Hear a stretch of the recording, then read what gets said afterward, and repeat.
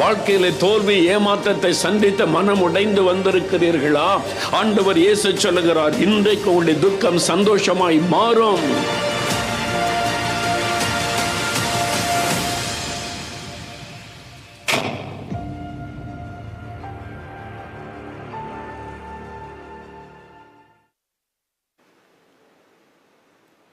பிரியமானவர்களே, இயேசு கிறிஸ்துவின் நாமத்தில் உங்கள் எல்லாருக்கும் என்னுடைய அன்பின் வாழ்த்துக்கள்.